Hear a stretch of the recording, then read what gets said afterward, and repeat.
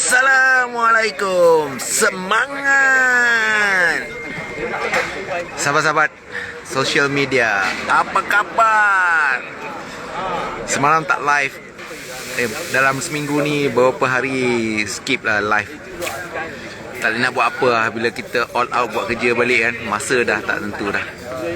So Mr. Rehanim Ahmad Dali, selamat datang. Nampak tak belakang saya tu? View KLCC. Di manakah saya? Inilah soalan cepu mas. Di manakah saya? Hari ni dah tak live berapa hari, sibuk. Tak sempat buat homework.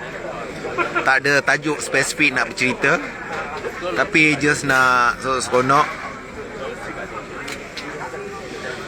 Tengok tu live. Tengok tu kita pusing, kasih view tengok sikit.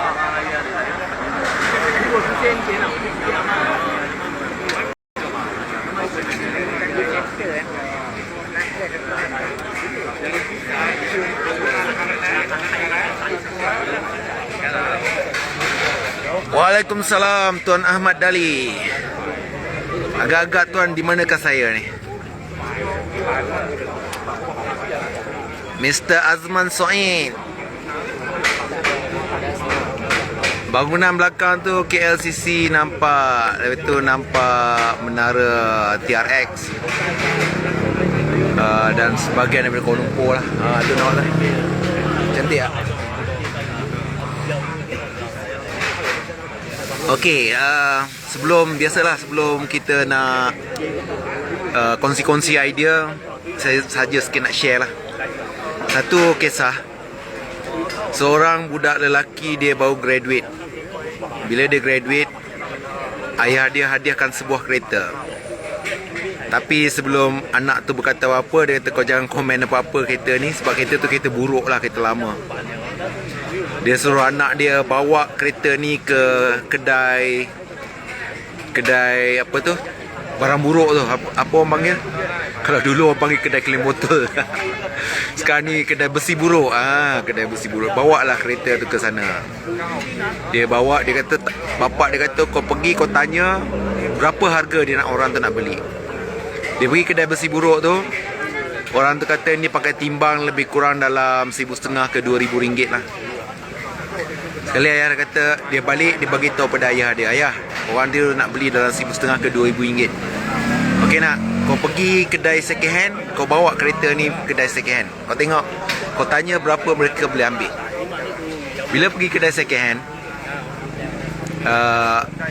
bila tanya pada kedai tu kata ini kereta dah buruk dah, tak boleh nak ni sangat lah, tapi boleh jual lah 10,000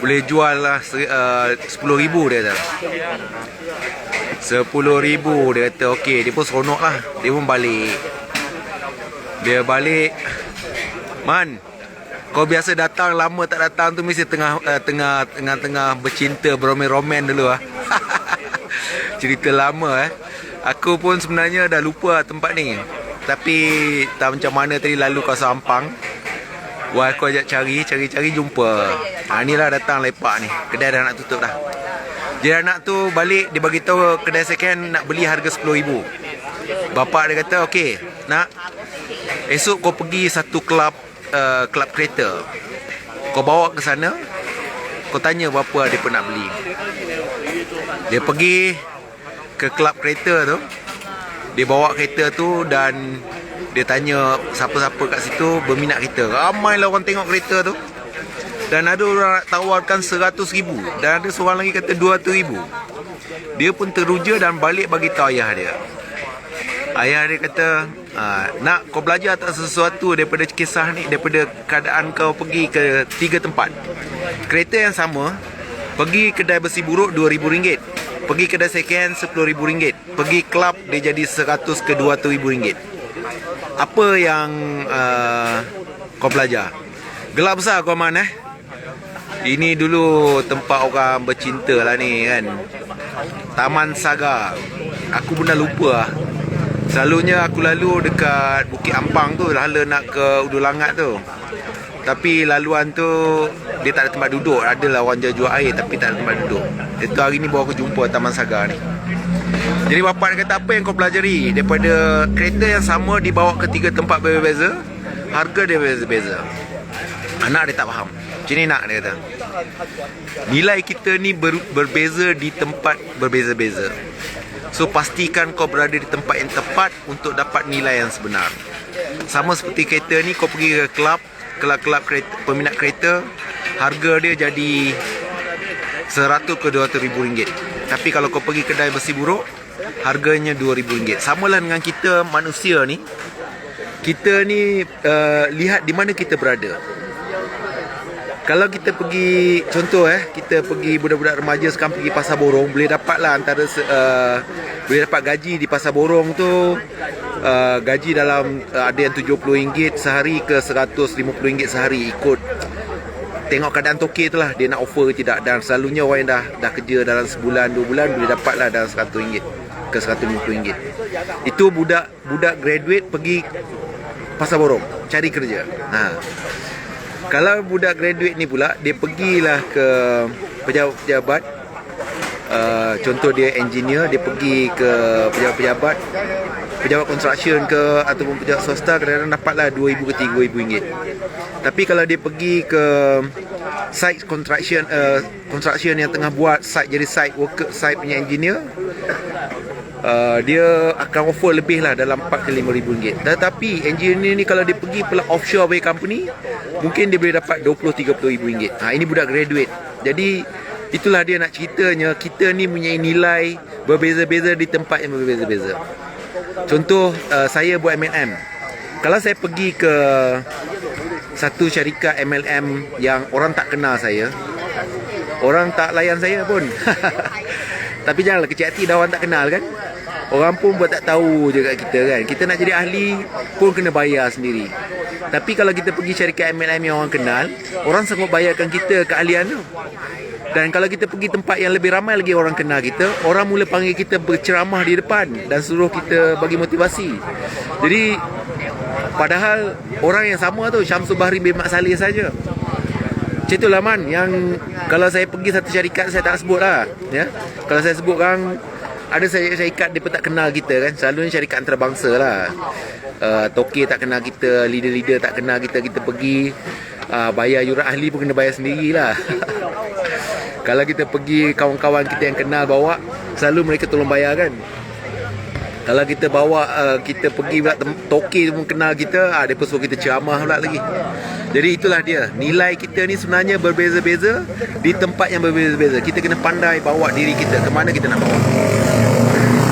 Tapi saya dah beberapa hari tak cerita pasal tajuk berubah ya. Minum dulu Ini aku punya favourite pastime lah, daripada dulu sampai sekarang. Malam-malam mesti nak minum teh tarik. Kat rumah kan, balik minum lagi kopi pula. Lepas tu baru boleh tidur ya. Tapi sejak seminggu ni rasanya teh tarik sehari segelas je. Tu nampak muka macam kecut sikit. Selalunya aku sehari 10 gelas Man. Sehari 10 gelas. Jadi memang pipi jadi cabi sikit lah, benda manis Tapi sejak seminggu ni sehari segelas. Kopi balik satu lagi gelas kat rumah, jadi 2 gelas lah. Jadi nampak kecut sikit lah muka Saudara Izzat selamat datang. Okey, jadi hari ni nak tajuk berubah yang selalu saya sebut, Formula 21 days. Formula 21 days Formula 2190. Formula 2190. Man, kalau gula kurang tak sedap lah Man. Aku ni kalau minum teh tarik gula kurang tak syok. Kena benda yang kena manis lah. Kalau aku bancuh sendiri lagilah manis. Wahai aku kata manis leting, tak boleh nak minum. Aku minum teh tarik separuh gelas, wahai aku tambah air panas segelas, masih lagi manis. Okey, Formula 2190 ni makna kita buat sesuatu perkara selama 21 hari, dia akan jadi satu tabiat. Dan kita teruskan selama 90 hari, dia akan jadi satu gaya hidup, lifestyle kita. Jadi ada beberapa perkara yang kita mungkin kita boleh ubah Contoh, Selalu orang kata tak ada masa kan. Bila dia kata tak ada masa, perkara yang paling simple dia boleh dapat ialah berhenti tengok Netflix. Selalu Netflix ni kita tak tahu, time flies dia kata kan. Jadi kita tukar Netflix ni kepada tidur. Ya, jadi kita dapat rehat yang cukup. Abaikan Netflix. Aku ni rasa dah sebulan lebih lah tak tengok sangat Astro ni. Dah sebulan lebih lah. Ganas lah, sebulan lebih lah tak tengok Astro. Saya sekala lah tengok. Kita ubah, Netflix ni kita ubah kepada tidur, rehat. Tengok TV-TV biasa ni kita ubah kepada membaca. Selalunya benda ni distract kita lah ya. Kalau kita tengok layan TV ni daripada satu movie ke satu movie dan satu movie ke satu movie ya. Kena pula Netflix boleh pilih. Kadang-kadang cerita yang sama dia tengok lagi kan. Jadi kita perkara-perkara yang kita boleh ubah yang simple. Stop tengok Netflix. Netflix ni ganti dengan tidur lah. Sebab Netflix ni selalu orang tengok malam-malam. Tak tahulah kenapa orang tengok malam kan. Ganti dengan tidur. Astro ni ganti dengan baca buku. Fikiran negatif kita tukar kepada fikiran positif. Fikiran negatif ni macam mana ya? Saya tadi dengar satu Azman Soid punya share tadi kan. Dia punya bersemangat cakap dalam dia punya live dia tu. Saya teruja. Jadi sebut pasal satu, dia kata aku hebat, aku boleh. Jadi itulah maksud negatif ni. Aku mana boleh buat. Jadi dia tukar, aku boleh. Kalau kita kata aku tak pandai, aku boleh belajar. Aku tak ada masa, aku akan usahakan. Jadi tapi tak boleh tiru lah. Azman Soid penceramah hebat lah. Saya tak boleh tiru lah dia bercakap dia kan. Tapi begitulah nak ceritanya. Negative thoughts tu kita tukar pada positive thoughts ya. Kita setiap benda ni ada satu kata pepatah ya. Kalau 1000 orang mengatakan kita tidak boleh, kita masih boleh lakukan kalau kita kata kita boleh. Tetapi kalau 1000 orang kata kita boleh, kita tidak boleh buat, walaupun kalau kita sendiri kata kita tak boleh buat. Jadi kita memang kena ubahlah pemikiran positif tu. Kita ubah pemikiran negatif kepada positif. Segala benda yang tak boleh itu sebenarnya boleh ya. Dia kena tukar kepada mula saja, melangkah je. MLM ni dulu saya ingat lagi dulu bila saya join MLM 20 tahun dulu, saya tak tahu nak buat apa. Saya kata saya nak belajar juga. Saya beli produk, saya bawa produk. Beg laptop saya tu, saya keluar laptop, saya letak produk. Saya jalan nak bawa produk. Cerita-cerita kat orang. Cerita pada kawan-kawan sama tahap, dia tak membeli. Dia malah dia lekeh kan. Dia kata, Syamsul, Syam dia kata, ini bukan bisnes untuk kita. Bisnes kita buka kilang juta-juta, projek 10 juta, 20 juta. Ini barang RM30, RM40 ni bukan bisnes kita. Jadi saya menjadi buntu. Ada satu kawan dia cakap, dia kata, bang, cuba abang tukar sikit pada pasaran orang yang agak bukanlah low status. Dia kata agak rendah sikit lah dia punya standard tu. Maknanya kalau manager jangan jumpa manager lah, jumpa eksekutif. Contoh macam tu. Orang-orang yang boleh, yang pandang kita tinggi. Bukanlah kita memandang rendah pada orang, tetapi orang yang menghormati kita. Mungkin disebabkan kita punya status tu orang hormat kita. Jadi jumpa orang macam ni. Bila saya buat tu baru saya perasan, oh orang ni lebih reseptif. Dia pun boleh menerima. Sebab apa? Sebab bila dia hormat kita, jadi kita cerita tu dia percaya, maka dia beli. Jadi itulah mulanya saya dulu menjual lah. Sebenarnya MLM tak menjual, tapi masa tu tak tahu nak buat je lah. Menjual, jual. Dan 6 bulan langgar dinding apa semua tu, barulah belajar pula macam mana nak menaja orang. Jadi dari jual pun dapat bonus juga. Masa tu dalam 6,000, 5,000, 6,000 juga sebulan ya, hanya menjual. Tapi menjual tu masih berlaku penajaan sebab nak bagi harga ahli. Tapi memang solid menjual lah. Tidak ada membimbing, tak tahu apa. Jadi tapi belajar lah. Bila orang kata you kena mula buat penajaan, bimbing orang. Cuba juga buat. Jadilah satu kelompok yang besar. Orang kata kena buat training, belajar buat training. Jadi sebenarnya tidak ada istilah kata kita tak boleh ya.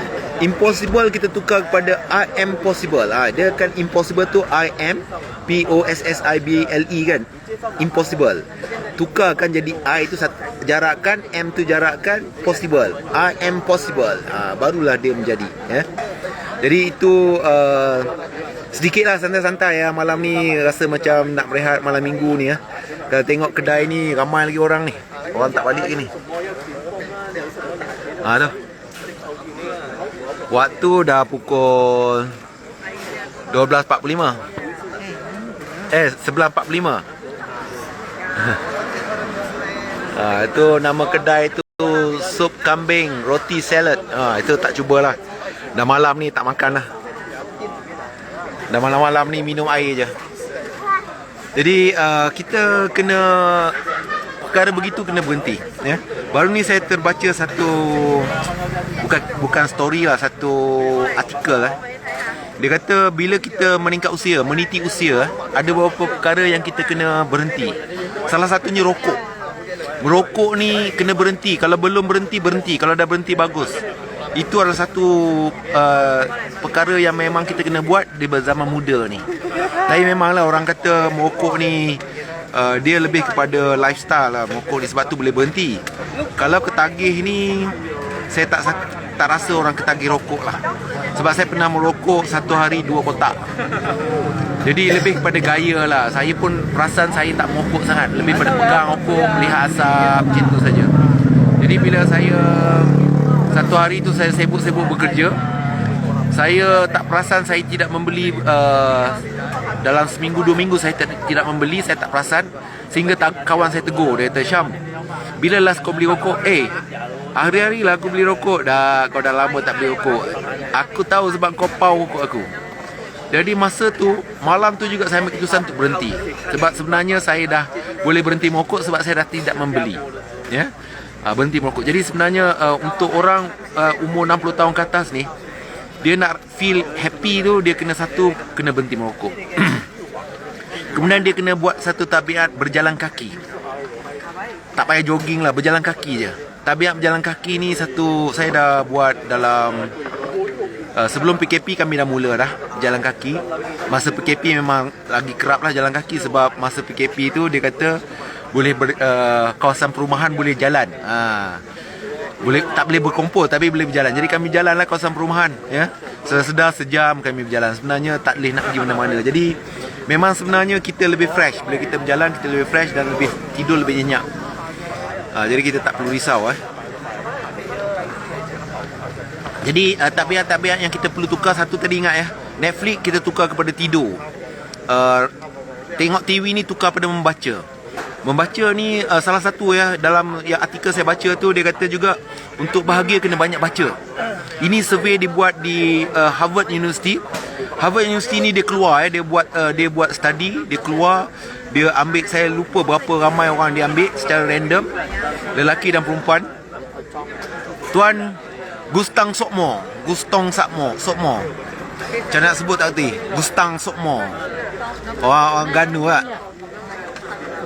Jadi siapa ni, saya baca artikel tu, dia bagi tahu orang yang happy ni, dia kata satu berhenti rokok, walking, kemudian dia kata reading, ya.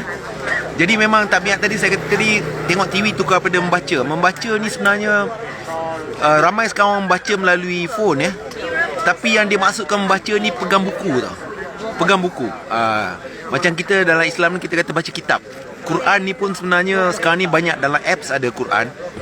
Tapi lebih baik baca Quran yang kita pegang Al-Quran tu. Sebab pertama, Al-Quran ni pegang dapat pahala, tengok pun dapat pahala. Dua benda. Saya pernah dengar satu ustaz kata tiga perkara yang kita tengok dapat pahala. Tapi yang saya jumpa setakat ni, dia kata 2 perkara saja, iaitu tengok Al-Quran dan tengok Kaabah. 2 benda ni dapat pahala. Tapi ada satu ustaz tu dia tambah tengok mak. Tengok mak ni juga dapat pahala. Jadi membaca Al-Quran ni daripada apps ni memang canggih lah, mudah sebab kita boleh bawa ke mana-mana. Tetapi membaca Al-Quran dengan pegang kitab tu, kita dapat beberapa pahala ekstra. Pegang, tengok dan baca. Betul tak betul lain cerita. Kalau betul, bacaan kita dapat lagi ekstra. Jadi sebenarnya itu kelebihan lah. Jadi orang ni pun masa Harvard University tu dia buat kajian pun, dia kata membaca buku, bukan membaca di PDF, ya. Bukan baca di PDF. Jadi itu yang dia kata, Harvard University kata perkara-perkara yang memberi kebahagiaan kepada orang yang reaching 60 ke 80 tahun. Ya, jadi itulah sedikit perkara-perkara yang patut kita belajar untuk ubah, kerana kehidupan kita hari ini memang sangat mencabar. hari ni kita telefon ni macam dah glued kita. Kalau orang dulu ulama-ulama dulu Al-Quran tu di tangan dia. Sekarang kita phone ya. Jadi salah satu perkara yang we should do, handphone ni kita limitkan. Waktu malam jangan pegang ya. Saya alhamdulillah dah dapat buat pukul 8 pagi baru mula pegang phone. Makna kita bangun subuh tu kita tak pegang phone ya. Cuma sejak akhir-akhir ni saya nak pastikan bateri saya cukup. Saya tengoklah phone tu, nak tengok bateri saya dah full charge atau tidak. Tapi saya dah terbiasa pukul 8 pagi baru pegang phone. Jadi dia buat. Cuma malam tu saya belum lagi ada had lah. Dan memang best saya target kalau boleh pukul 10 saya nak berhenti pegang telefon ya. Tapi sekarang ni dah pukul 11.53. Dekat-dekat pukul 12 masih lagi pegang telefon ya. So ini benda yang kita kena tukar ya. Dulu tahun 90-an ya, masa internet mula datang ke Malaysia dan masa tu di dunia pun dah mula sibuk orang guna internet. Orang mengguna internet untuk lari dari dunia reality. Masa tu chatting, email kan. Jadi orang mencari kawan-kawan luar negara, orang tengok YouTube. Orang lari daripada reality kehidupan yang hiruk pikuk tu, mereka guna internet. Tapi sekarang dah terbalik. Orang lari daripada social media, daripada internet. Mereka buat hiking, mereka naik basikal, mereka ride dengan grup, mereka jumpa orang, pastikan makan tak ada pegang phone ya. Tapi itulah budaya-budaya yang kena ubah lah ya. Satu, alhamdulillah pukul 8 pagi baru saya pegang phone. Waktu makan tinggal phone tu masih belum lagi sepenuhnya lah. Kalau kecuali saya bersama dengan keluarga, saya cuba letak phone ke tepi. Tapi kalau saya makan seorang-seorang masih lagi ada pegang phone. Jadi banyak benda yang kena aktif lah. Dulu masuk masjid tak bawa phone. Sekarang ni masuk masjid terpaksa bawa phone. Jadi dia mulalah masuk masjid mula nak tengok phone. Sebab bawa phone. Dulu kita tinggal phone dalam kereta ataupun tinggal kat rumah kan. Kalau kita pergi keluar kawasan, kita letak dalam kereta. Tapi hari ni sebabkan terpaksa bawa phone sebab kena scan ya. Jadi benda-benda tu kena bawa balik. Bila bawa mula tengok balik phone dalam masjid ya. Tapi saya baru terperasan sebenarnya ada cara. Dah masuk masjid turn off lah. Mungkin itu saya akan buat cara untuk ubah ya. Jadi banyak perkara sebenarnya kita boleh ubah. Dia nak berhenti susah tetapi ubah senang ya. Orang kata jangan tengok Netflix. Jangan tengok Netflix ni nak buat apa kan. Jadi payah. Jadi tukar tengok Netflix kepada tidur. Kan ada alternatif gitu. Tengok TV kepada baca buku. Jadi dia ada alternatif. Kalau pagi tu kita nak letak phone, jangan pegang phone tu, kita boleh baca kitab, kita boleh pergi jogging kita boleh tolong isteri kat rumah. Best bangun pagi ni sampai ke 8 pagi ni best dengan Tuhan je lah ya. Tapi memang bukan senang lah ya. Saya dah banyak kali cuba tak gagal lah ya. Lepas subuh baca kitab, sebelum subuh baca kitab, baca Quran, memang tough lah. Tapi best, dan itu paling bagus lah. Sebabnya kehidupan kita hari ni kita sibuk waktu siang. Jadi malam waktu subuh tu hening, tak ada orang tengok. That is the best time to rapat dengan Tuhan dengan cara baca kitab, baca Al-Quran, merintin Allah, sujud ya. Jadi itu. Tapi yalah, kita bukan orang yang baik, tetapi kita berusaha untuk jadi baik. Itu istilah dia. Dan ingat, kita bukan hebat, tetapi kita orang yang membuat. Bila kita buat, automatik kita jadi hebat. Jadi kedai mamak ni pun dah mula ansur-ansur pack dia punya kedai dia ni. Dah mula kemas-kemaskan meja. Jadi saya rasa itulah setakat ni. Terima kasih pada yang stay sampai habis ya. Gustang Sokmo, Azman Soed, dan juga tadi Ahmad Dali ada tadi. Thank you very much ya. Man, aku sukalah tengok kau punya video tu. Yang kau tunjuk dekat story ke dekat reels lah. Tak perasan lah, kena tengok balik. Memang bersemangat lah tu je. Lama tak dengar kawan berceloteh ya. Bila saya sekali dengar tu, kita jadi naik semangat jugalah. Jadi itu saja daripada saya ya. Assalamualaikum. Jumpa anda di Puncak Kejayaan. Selamat malam. Jangan lupa ambil wuduk, solat witir 1 2 rakaat, 3 rakaat ataupun 1 rakaat, dan baca surah Al-Mulk. Assalamualaikum. Jumpa esok malam. Bye bye.